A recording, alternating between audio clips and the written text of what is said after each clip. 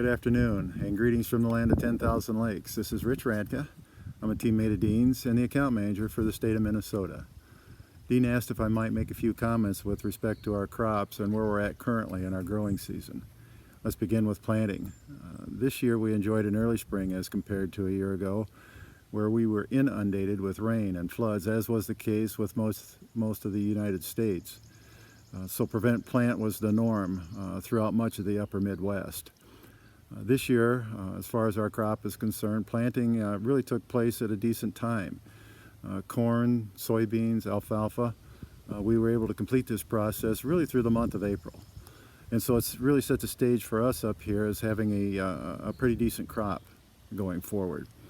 As we've come through the last 30 days, we've experienced significant heat, and for us that's upper 80s to low 90s.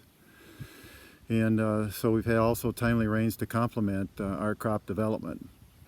With the heat, though, comes the challenges of severe weather, and we've experienced that within the last 2 weeks here in the state.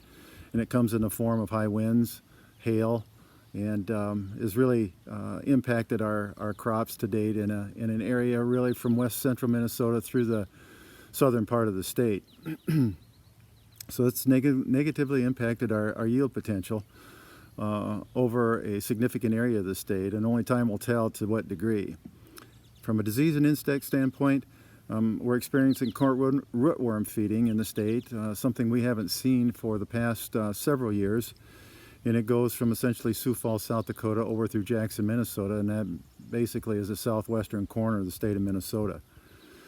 Some of the diseases that are now becoming prevalent in the state for corn is northern corn leaf blight, Goss's wilt, and tar spot. On a soybean front, you're looking at white mold and Phytophthora, and for sugar beets, you're looking at Cercospora. You know, we're now in the process of tasseling and flowering, and so this year pollination will start, of course, here within the next week to 10 days.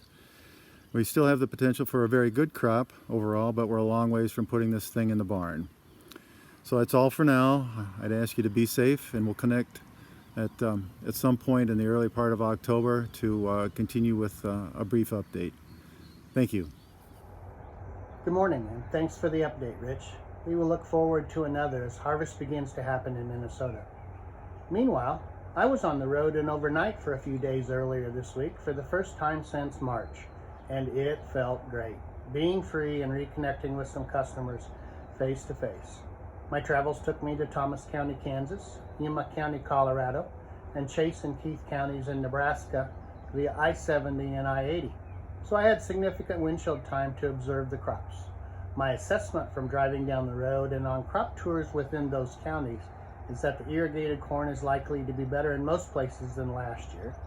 It is taking significantly more water to move the crop along, but high temperatures and ample sunshine is giving farmers many GDUs they didn't get in 2019.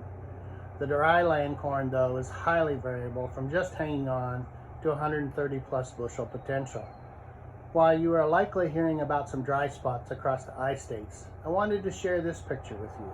There appears to be ample root zone moisture to generate a large corn crop, regardless of any heat. Think big picture and not your regional perspective. Wood Farms from Edwards County, Kansas sent in these two extremes of dryland corn on their fields only 7 miles apart.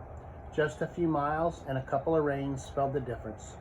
The left side ears are from a field that will produce low to zero yield, and the right side ears are from this field with many plants double-eared. Same hybrid and population. They also report that the irrigated acres look great.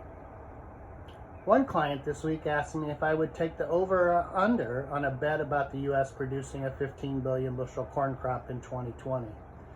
That's the current USDA estimate. Text me your answer and I'll share with you next week what I told him on Wednesday.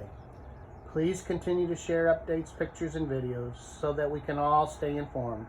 Until next time, thanks for listening.